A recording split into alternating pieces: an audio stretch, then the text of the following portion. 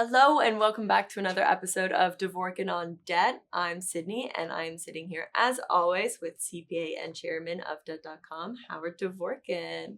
How are you doing today? I'm doing great, Sid. Thanks for having me Good. back.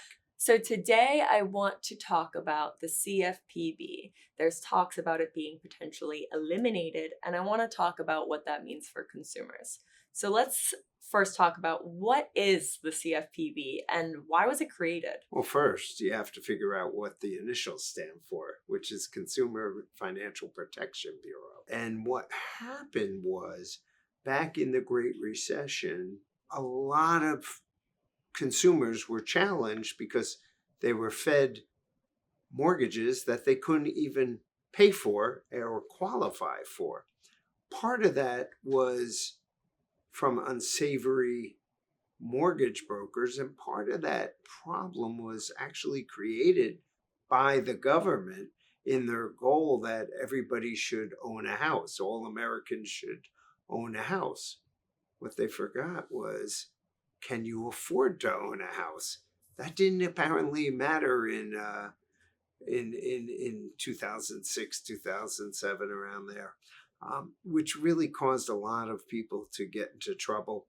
And of course, the politicians got involved and said, oh, this is the bank's fault. Well, it's really not only the bank's fault, it's everybody's fault because they relaxed lending requirements. So in order to swing the other way, CFPB came out of primarily the FTC, Federal Trade Commission.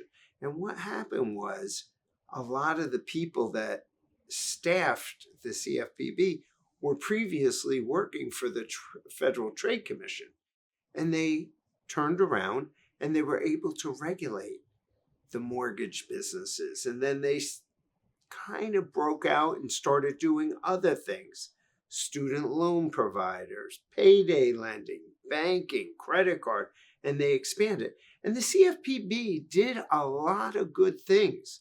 And I'm kind of mixed on what's happening now. So why would they want to eliminate the CFPB? It sounds like the CFPB does a lot of protecting.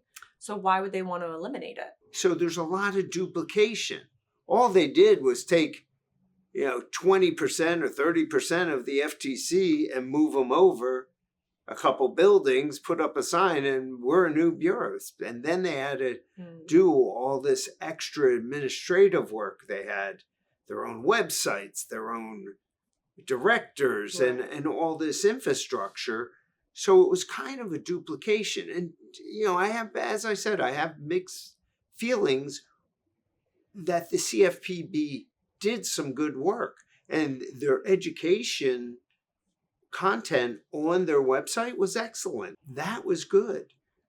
Making sure that bad guys got punished was also good.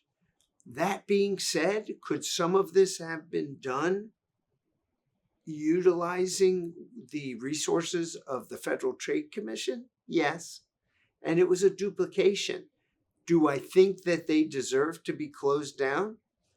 I think that they should be tapered, the activities, but I think we're going to get the same results whether they're a standalone agency or rolled back into Federal Trade Commission, which is where they came from anyway. Right. So I do think that there's still going to be protections out there. And let's face it, there's some very, very bad people out there and unscrupulous people taking advantage of consumers. And that's not going to change. Whether the CFPB is around or if it's rolled in, there's still going to be bad people out there. They're still going to hunt them down, and they're going to do a good job protecting consumers, which consumers, frankly, need to be protected because, at least in my experience over the last 3 decades, I've seen some really bad players go out there and cause a lot of harm to consumers.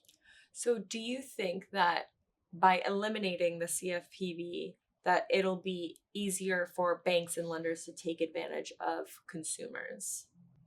I don't think that a bank who's regulated by the FDIC, their own Hmm. regulators or the OCC, wake up one morning and say, oh, CFPB's gone. Let's take advantage of all Right. these consumers. They still have to answer to the regulators.